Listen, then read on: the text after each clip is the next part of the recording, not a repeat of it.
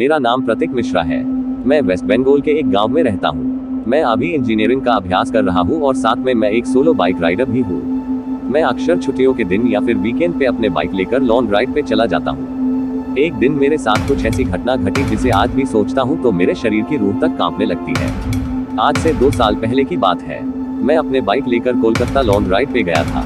रास्ता 3 दिन का था, इसलिए मुझे पहले से ही होटल बुक करनी पड़ती थी। एक बार रास्ते में मुझे बहुत भूख लगी थी, इसलिए मैंने अपनी बाइक को साइड में पार्क किया और पास में नाश्ते की दुकान पे जाके 2 वड़ा पाव खा लिया। बाद में मैंने अपनी ट्रैवलन की शुरुआत कर दी। अचानक मेरे पेट बिगड़ने लगा। मैं होटल पे जा सकूं इतना समय भी नहीं था, इसलिए मैंने पास में सुलभ शौचालय पे एंड यूज का उपयोग किया। वहीं पे मुझे किसी के पायल की आवाज सुनाई दी। मुझे कुछ अजीब सा लगा कि पुरुष के शौचालय में एक औरत का क्या काम।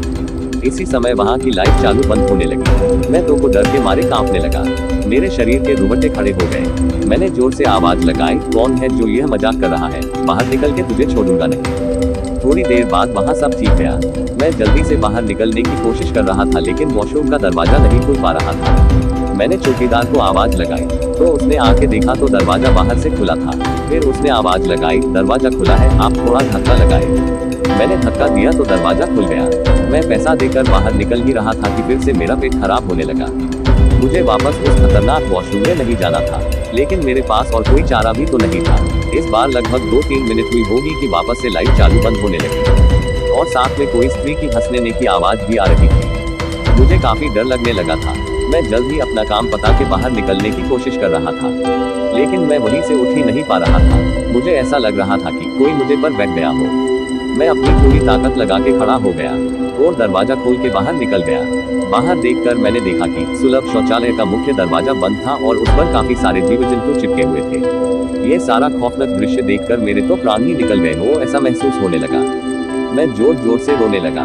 वहाँ पे काफी अंधेरा था और काफी दुर्गंध भी आ रही थी। मुझे लगा कि मैं यहाँ से कैसे बाहर निकल पाऊंगा। उसी वक्त मेरे सामने एक बड़ी बड़ी लाल आंखें वाली, लंबे बालों वाली भयानक औरत खड़ी थी। उसे देखकर मेरे तो होश ही उड़ गए। मैं तुरंत ही दरवाजे की ओर दौड़ा, लेकिन घबराहट की वजह से मेरे पैर फिसल गए और मैं नीचे फर्श पे गिर गया। पायल का आवाज कर रही वो भयानक औरत मेरी तरफ आ रही थी। उसे देखकर लगा कि आज मेरी जिंदगी का आखिरी दिन है, अब मैं बचने वाला नहीं हूँ। थोड़ी ही देर में वो औरत मेरे पास आकर बैठ गई और मुझे जानवर की जैसे सूंघने लगी। मुझे अपनी मौत साफ साफ दिख रही थी। फिर मैंने अपनी सारी हिम्मत लगा के एक आखिरी कोशिश करके जोर लगा के खड़ा हो गया और जोर जोर से दरवाजे को हिलाने लगा। थोड़ी ही देर में दरवाजा टूट गया और मैं बाहर निकल गया।